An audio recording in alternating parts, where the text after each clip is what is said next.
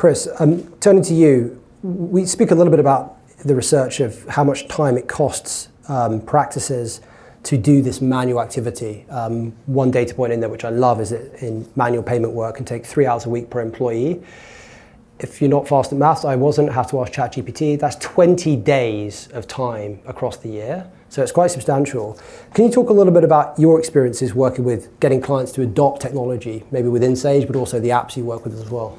Yeah, so when you think about our client portfolio, it's accountants, bookkeepers and small business owners.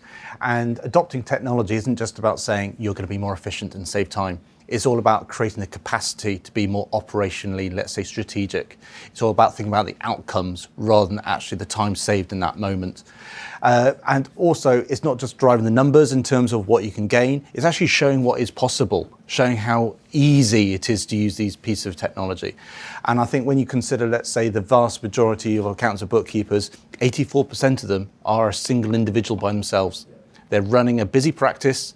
They've got growing client demands. It's not just about year-end accounts and tax. They've got PAYE, they've got CIS, they've got VAT returns. Their world is busy and clients want more. It's the Amazon culture. I want some advice like tomorrow. I can't wait a week. So therefore, they're always chasing their tails. But what we are seeing over the last couple of years since COVID is the fact that increased adoption of digitalization, not just by the accountants encouraging it, but small businesses naturally going to digital tools first of all, which means that data is more available. You've got that seamless flow of information, which means actually to adopt new tools, which actually improves the overall experience, is becoming easier. But also the fact that cloud enables to the adoption of technology on a one-by-one basis. You take your favorite client or a client that is in need of it. You have a go, you hobbit, you play with it, see the opportunities, get the confidence with it, and then you can start to scale with it.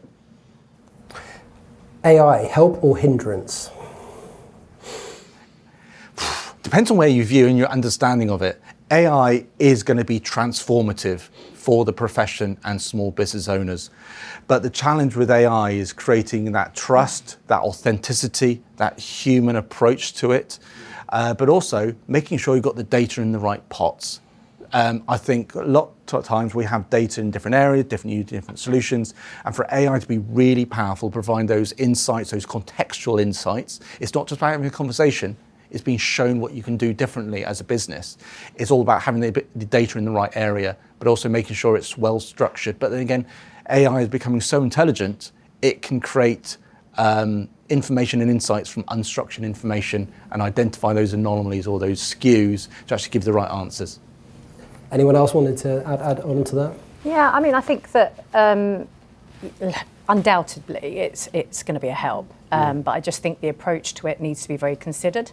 I think the point you made around data sources, dare I touch on it, unconscious bias as well, with what it's looking at. So it's going to take time for that to almost flush out of some of the user cases for it.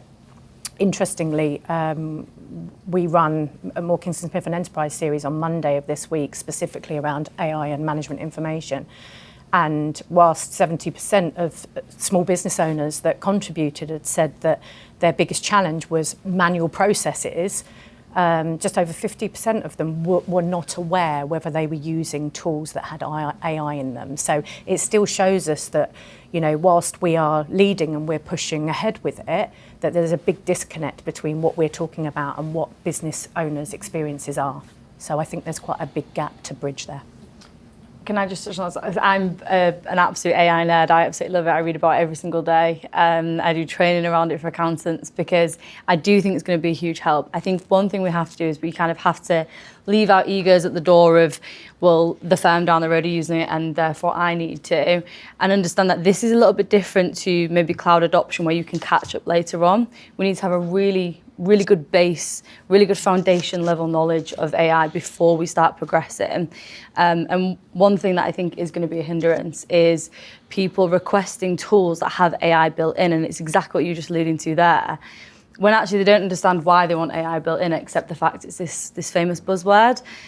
So one of the analogies I keep saying, and it's really great to hear Chris talk about having your data in check, is we can't put roof tiles on a house where we don't have foundations yet. So we need to make sure our foundations are very neatly laid and they're understood and they're done properly, so that when we start using AI, we can use it in a really efficient way. And at that point, we'll start seeing it as a help. If we do it the wrong way around, it's going to be a hindrance and it's going to slow down adoption, in my opinion.